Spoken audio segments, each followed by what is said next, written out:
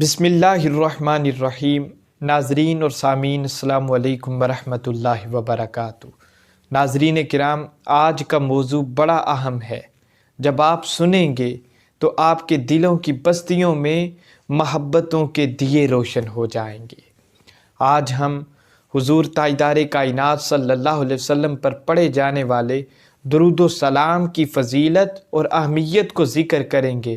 اس کے ساتھ ساتھ وہ تمام ترسیغے اور الفاظ اور کلمات جو حضور نے امت کو بتلائے اور آقا کریم صلی اللہ علیہ وسلم نے درود پاک پڑھنے کا طریقہ بتایا، آج ہم ان کو بھی ذکر کریں گے۔ معزز ناظرین، سب سے پہلے یہ بات سمجھ لیں کہ یہ دستور زمانہ ہے، جب بھی کسی کا برتھ ڈے ہو تو اس کے گھر والے، محبت کرنے والے رشتہ دار، عزیز احباب اسے تحائف دے کر یا گفٹ دے کر سیلیبریٹ کرتے ہیں، اس لیے کہ محبت کا اظہار بھی ہو سکے اور خوشنودی بھی حاصل ہو سکے۔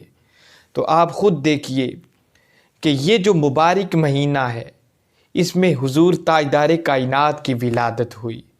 حضور تاجدار کائنات صلی اللہ علیہ وسلم دنیا میں تشریف لائے۔ تو آپ خود دیکھیے کہ اللہ رب العزت کے بعد سب سے محبوب ترین اگر کوئی ہستی ہے تو وہ حضور کی ذات ہے۔ تو ہم حضور کی بارگاہ میں گفٹ کیا بھیج سکتے ہیں؟ تو آئیے وہ تحفہ یا گفٹ قرآن سے پوچھتے ہیں۔ اللہ رب العزت نے قرآن مجید میں ارشاد فرمایا، ان اللہ و ملائکتہ یصلون علی النبی یا ایھا الذین آمنوا صلوا علیہ وسلموا تسلیما۔ ارشاد فرمایا کہ اللہ اور اس کے فرشتے حضور پر درود بھیجتے ہیں۔ اے ایمان والو، تم بھی حضور پر درود بھی بھیجا کرو اور سلام بھی بھیجا کرو۔ تو اس آیہ کریمہ سے یہ بات پتہ چلی کہ جہاں اللہ رب العزت نے حضور پر درود و سلام پڑھنے کی خود ابتدا کی، ساتھ ہی ساتھ اس بے مثال کام میں ملائکہ کو بھی شامل کر لیا۔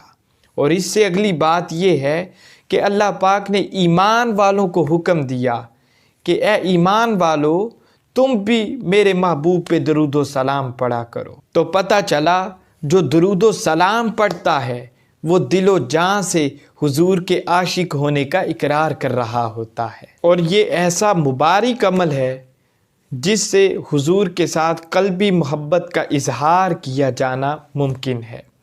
ناظرین کرام، آئیے درود و سلام کی فضیلت و اہمیت احادیث کی روشنی میں دیکھتے ہیں۔ مسلم شریف کی حدیث ہے، حضور تاجدار کائنات صلی اللہ علیہ وسلم نے ارشاد فرمایا، من صلی علیہ واحدہ صلی اللہ علیہ عشرہ۔ حضور نے فرمایا جس نے ایک مرتبہ مجھ پر درود بھیجا، اللہ پاک اس پر 10 رحمتیں نازل فرماتا ہے۔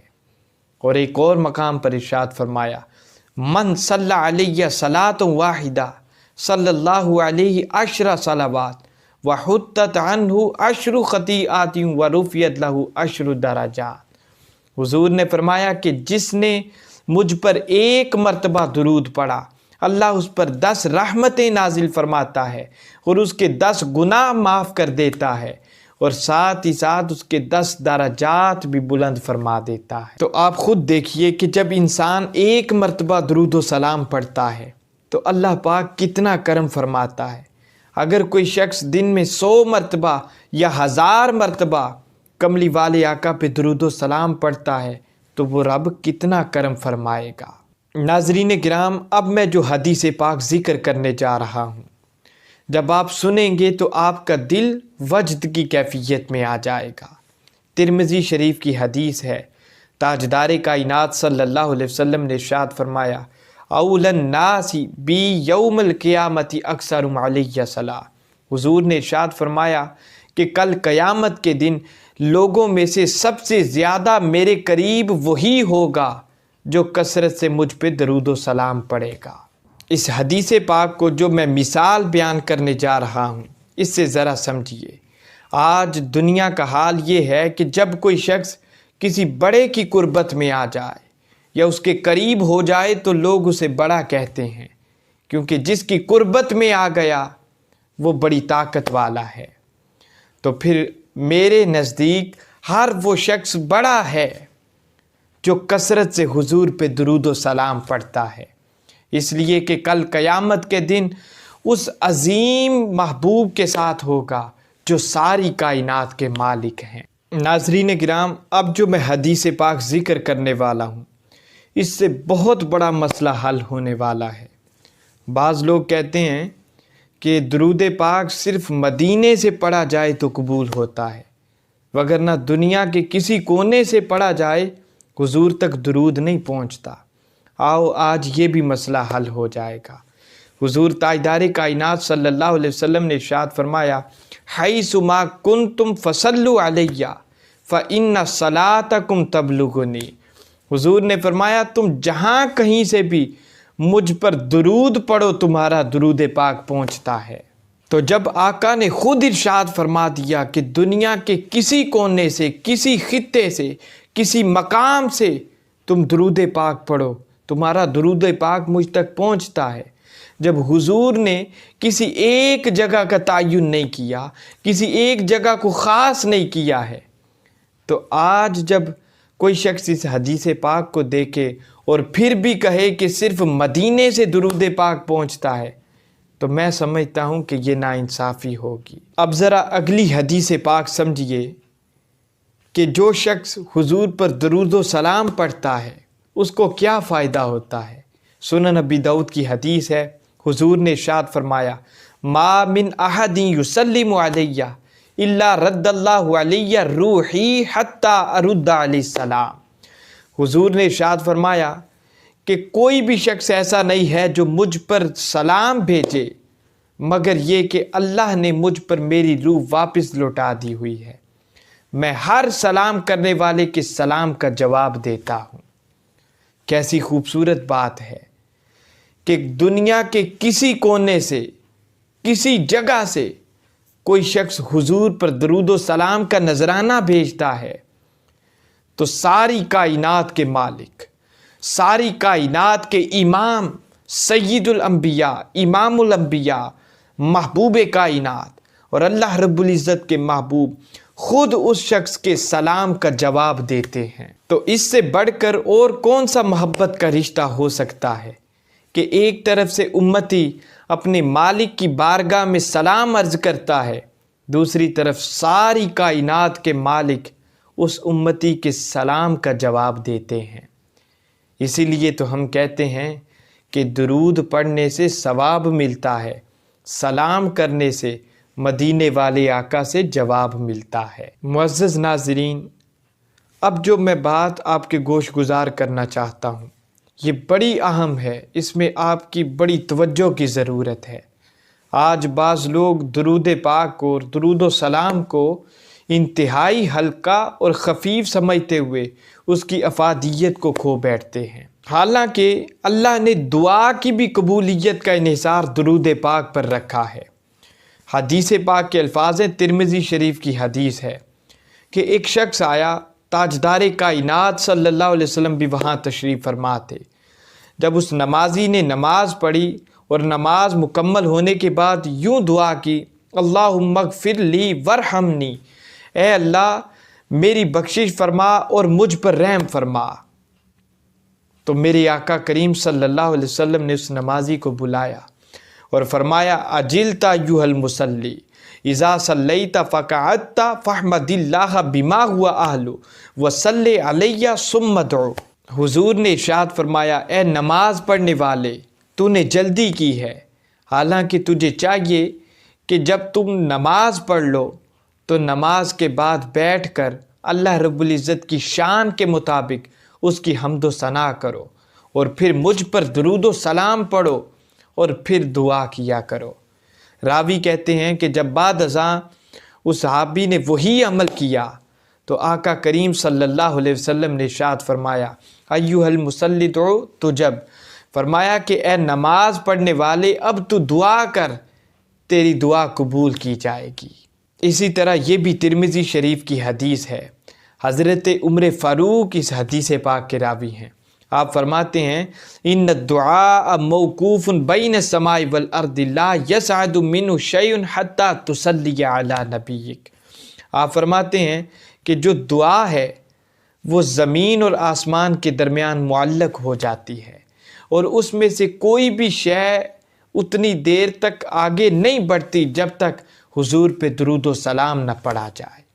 تو آپ خود اندازہ لگائیے کہ دعا کی قبولیت بھی اتنی دیر تک ممکن نہیں ہے جب تک کملی والے آقا پہ درود و سلام نہ پڑھا جائے۔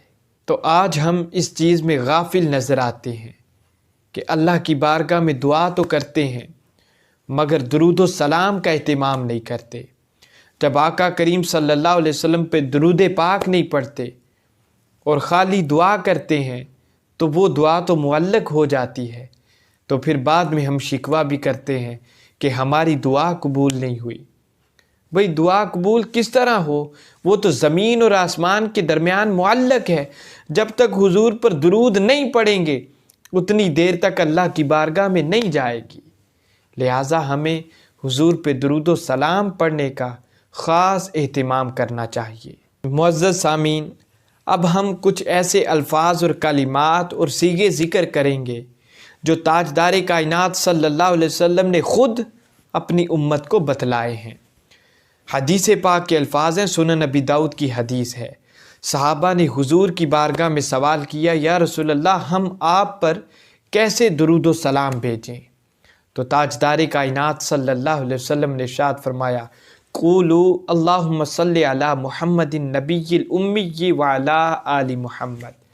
حضور نے فرمایا کہ تم یوں کہا کرو، اے اللہ تو امی نبی حضرت محمد صلی اللہ علیہ وسلم پر اور آپ کی آل پر درود بھیج۔ اسی طرح حضور نے یہ بھی ارشاد فرمایا، قولوا اللہم صلی علی محمد وعلی آل محمد، کہ تم یوں کہا کرو، اے اللہ تو حضور پر اور حضور کی آل پر درود بھیج۔ اور ایک روایت میں مختلف الفاظ کے ساتھ یہ بھی ذکر ملتا ہے کہ صحابہ نے حضور کی بارگاہ میں عرض کی، یا رسول اللہ قد علمنا کیف نسلم علیک فکیف نصلی علیک، کہ یا رسول اللہ ہم یہ تو جان چکے ہیں کہ ہم آپ پر درود و سلام پڑھیں، اب ہمیں طریقہ نہیں پتہ کہ ہم کون سے الفاظ اور کس طریقے سے آپ پہ درود و سلام پڑھیں۔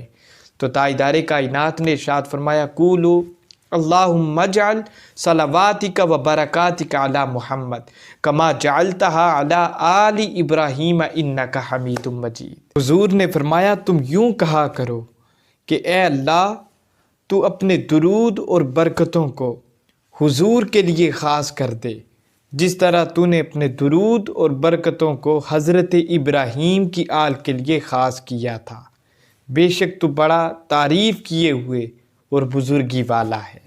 تو ان تمام تر الفاظ اور روایات کو ذکر کرنے کا مقصد یہ ہے کہ آج کوئی شخص یہ نہ کہے کہ صرف درود ابراہیمی ہی جائز ہے، اس کے علاوہ کوئی اور درود جائز نہیں ہے۔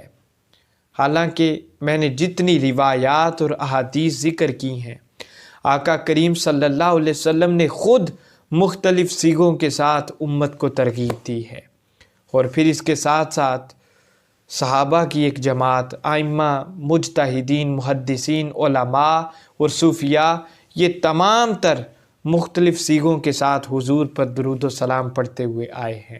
لہٰذا آج اگر کوئی شخص درود ابراہیمی کو جائز قرار دیتے ہوئے باقی تمام تر درودوں کی نفی کرے اور تمام تر درودوں کو غلط کنسیڈر کرے تو ایسا کہنا دین کے ساتھ ناانصافی ہوگی۔